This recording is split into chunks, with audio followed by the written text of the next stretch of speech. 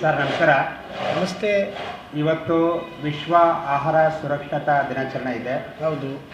ಈ ಆಹಾರ ಸುರಕ್ಷತೆಯ ಬಗ್ಗೆ ಸಾರ್ವಜನಿಕರಲ್ಲಿ ತಾವು ಏನು ಹೇಳೋಕ್ಕೆ ಇಷ್ಟಪಡ್ತೀರಿ ಸರ್?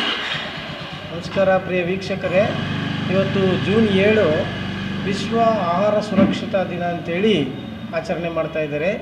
ಪ್ರತಿಯೊಬ್ಬರಿಗೂ ಕೂಡ ಇದು ಭಾಳ ಮುಖ್ಯವಾಗಿರ್ತಕ್ಕಂಥ ವಿಚಾರ. ಯಾಕೆ ಅಂತೇಳಿದ್ರೆ ಇವತ್ತಿನ ಈ ಭೂಮಿ ಮೇಲೆ ಇರ್ತಕ್ಕಂಥ ಪ್ರತಿಯೊಂದು ಜೀವಸಂಕುಲಗಳು ಬದುಕಬೇಕು ಅಂತೇಳಿದ್ರೆ ಅದು ಆಹಾರವನ್ನು ಸೇವಿಸಬೇಕು. ಯಾಕಂದರೆ ಆಹಾರವನ್ನು ತೆಗೆದುಕೊಂಡ್ರೆ ಮಾತ್ರ ದೇಹ ಸುರಕ್ಷಿತವಾಗಿರುತ್ತೆ ಮತ್ತು ಅದು ಮುಂದಿನ ಉಸಿರಾಟಕ್ಕೆ ಮತ್ತು ಮುಂದಿನ ಬದುಕಿಗೆ ದಾರಿಯನ್ನು ಮಾಡಿಕೊಡುತ್ತೆ.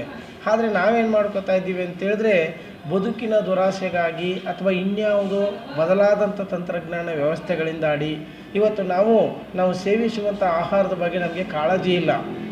ನಾವು ಆಹಾರ ಸುರಕ್ಷತೆಯನ್ನು ನಾವು ಕಾಪಾಡಿಕೊಳ್ಬೇಕಾಗಿದೆ.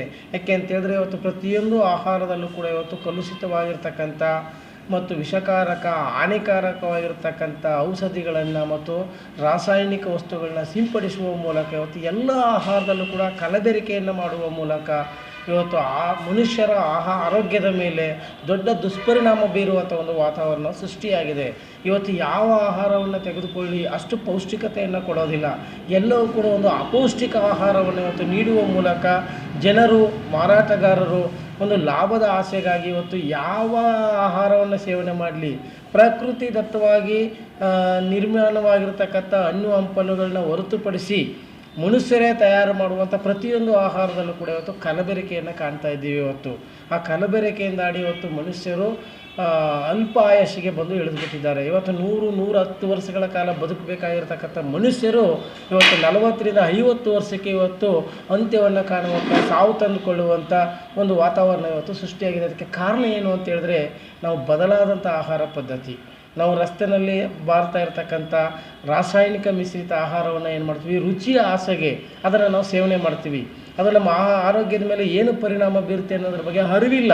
ಆದ್ದರಿಂದ ಪ್ರತಿಯೊಬ್ಬರು ಕೂಡ ತಾವು ಸೇವಿಸುವಂಥ ಆಹಾರದ ಬಗ್ಗೆ ಖಾತ್ರಿಯನ್ನು ವಹಿಸಬೇಕು. ಯಾಕೆ ಅಂತೇಳಿದ್ರೆ ಭೂಮಿನಲ್ಲಿ ಬೆಳೀತಾ ಇರ್ತಕ್ಕಂಥ ಫಸಲು ಕೂಡ ಅಷ್ಟೇ, ಅದು ಒಳ್ಳೆಯ ಆಹಾರವನ್ನೇ ಕೊಡುತ್ತದೆ. ಆದರೆ ಮನುಷ್ಯರು ಏನು ಮಾಡ್ತಾರೆ, ಅದನ್ನು ಬೇಯಿಸಿ, ಅದನ್ನು ಕರಗಿಸಿ, ಅದನ್ನು ಸರಿದೂಗಿಸ್ಕೊಂಡು ಆಹಾರವನ್ನು ಸೇವನೆ ಮಾಡೋದಿಲ್ಲ.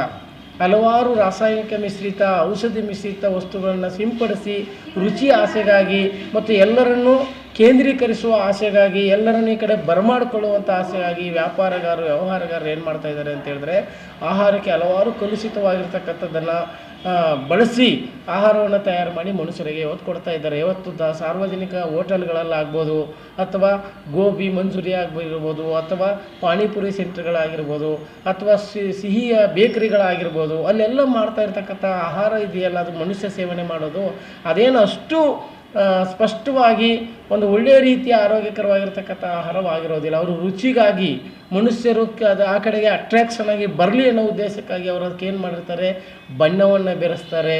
ಅದಕ್ಕೆ ಒಂದು ಹಾನಿಕಾರಕ ವಸ್ತುಗಳನ್ನ ಬೆರೆಸುವ ಮೂಲಕ ಅದನ್ನು ಸಂರಕ್ಷಣೆ ಮಾಡಿ ಇಟ್ಟು ಒಂದು ವಾರದ ಅದನ್ನು ಕೆಪಾಸಿಟಿ ಕಳ್ಕೊಂಡಿದ್ರು ಕೂಡ ಅದನ್ನು ಮಾರಾಟ ಮಾಡಿ ತಾವು ಲಾಭದ ಆಸೆಗಾಗಿ ಬದುಕ್ತಾರೆ. ಹೊರತು ಮನುಷ್ಯರು ಇದನ್ನು ಸೇವನೆ ಮಾಡಿ ಆರೋಗ್ಯಕರವಾಗಿರಬೇಕು ಅನ್ನೋದು ವ್ಯಾಪಾರಗಾರ ಉದ್ದೇಶ ಆಗಿರೋದಿಲ್ಲ.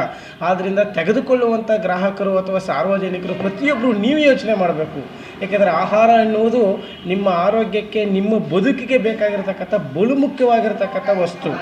ಕುಡಿಯುವ ನೀರಾಗಿರ್ಬೋದು, ಸೇವಿಸುವ ಆಹಾರವಾಗಿರ್ಬೋದು, ಭಾಳ ಮುಖ್ಯವಾಗಿ ನೀವು ಒಳ್ಳೆಯ ಆಹಾರವನ್ನು ಸೇವಿಸುವ ಮೂಲಕ, ಅದರಲ್ಲೂ ಪೌಷ್ಟಿಕವಾಗಿರ್ತಕ್ಕಂಥ ಆಹಾರವನ್ನು ಸೇವಿಸುವ ಮೂಲಕ ನೀವು ನಿಮ್ಮ ಜೀವನವನ್ನು ಕಾಪಾಡಿಕೊಳ್ಬೇಕು, ನಿಮ್ಮ ಜೀವವನ್ನು ಸಂರಕ್ಷಣೆ ಮಾಡಿಕೊಳ್ಬೇಕು ಅನ್ನೋದು ಇವತ್ತಿನ ಉದ್ದೇಶ. ಅದರಲ್ಲೂ ಕೂಡ ಹಲವಾರು ಜನ ತಾವೇ ಸ್ವಯಂಕೃತವಾಗಿ ಅನಾರೋಗ್ಯವನ್ನು ತಂದಿಟ್ಟುಕೊಳ್ತಾರೆ. ಉದಾಹರಣೆಗೆ ವೈನ್ಸ್ಗಳನ್ನ ಸೇವನೆ ಮಾಡೋದಾಗಿರ್ಬೋದು, ಮದ್ಯ ವ್ಯಸನವನ್ನು ಸೇವನೆ ಮಾಡೋದಾಗಿರ್ಬೋದು, ಅಥವಾ ಬೀಡಿ, ಸಿಗರೇಟ್, ತಂಬಾಕು ಪದಾರ್ಥಗಳನ್ನ ಬಳಸೋದಾಗಿರ್ಬೋದು, ಗುಟ್ಕಾ, ಹಣಸು ಪದಾರ್ಥಗಳನ್ನ ತಿನ್ನೋದಾಗಿರ್ಬೋದು, ಅದೆಲ್ಲವೂ ಕೂಡ ವ್ಯಸನಕ್ಕೆ ಬಲಿಯಾದರೆ ಮನುಷ್ಯ ತನ್ನ ಜೀವವನ್ನು ಕಳ್ಕೊತಾನೆ. ಅದರಲ್ಲೂ ಇವತ್ತಿನ ಪರಿಸ್ಥಿತಿನಲ್ಲಿ 40 ವರ್ಷದ ಒಳಗಡೆ ಇರತಕ್ಕಂಥ ಮಕ್ಕಳಿಗೆ ಹೃದಯಾಘಾತ ಆಗ್ತಾಯಿದೆ. ಏಕೆಂದರೆ ಅವರು ತಿಂತಾ ಇರ್ತಕ್ಕಂಥ ಆಹಾರದಲ್ಲಿ ಅಷ್ಟೇನೋ ಪೌಷ್ಟಿಕವಾಗಿರ್ತಕ್ಕಂಥ ಅಂಶ ಇಲ್ಲ. ಆದ್ದರಿಂದ ಸಾರ್ವಜನಿಕರು ನೀವು ಎಚ್ಚೆತ್ತುಕೊಳ್ಳಿ. ಇವತ್ತು ಜೂನ್ 7 ವಿಶ್ವ ಆಹಾರ ಸುರಕ್ಷತಾ ದಿನವನ್ನು ಆಚರಿಸ್ತಾ ಇದ್ದೀವಿ. ಇವತ್ತು ನೀವೆಲ್ಲರೂ ಆಹಾರದ ಬಗ್ಗೆ ಒಂದು ಗಮನ ಹರಿಸಿ ಒಳ್ಳೆಯ ಉತ್ತಮವಾಗಿರ್ತಕ್ಕಂಥ ಆಹಾರ ಸೇವನೆ ಮಾಡುವ ಮೂಲಕ ನಿಮ್ಮ ಆರೋಗ್ಯವನ್ನು ಕಾಪಾಡಿಕೊಳ್ಬೇಕು ಅಂತಕ್ಕಂಥದ್ದು ನಮ್ಮ ಉದ್ದೇಶ. ಶುಭವಾಗಲಿ ನಿಮ್ಮೆಲ್ಲರಿಗೂ. ಮತ್ತೊಮ್ಮೆ ನೀವು ಸೇವಿಸುವ ಮೊದಲು ಆಹಾರದ ಬಗ್ಗೆ ಖಾತ್ರಿ ವಹಿಸಿ ನೀವು ಒಳ್ಳೆಯ ಊಟವನ್ನು ಸೇವಿಸಿ ನಿಮ್ಮ ಆರೋಗ್ಯವನ್ನು ಕಾಪಾಡಿಕೊಳ್ಬೇಕು ಅನ್ನೋದು ನಮ್ಮೆಲ್ಲರ ಉದ್ದೇಶ. ಧನ್ಯವಾದಗಳು. ನಮಸ್ಕಾರ ಸರ್, ಧನ್ಯವಾದಗಳು.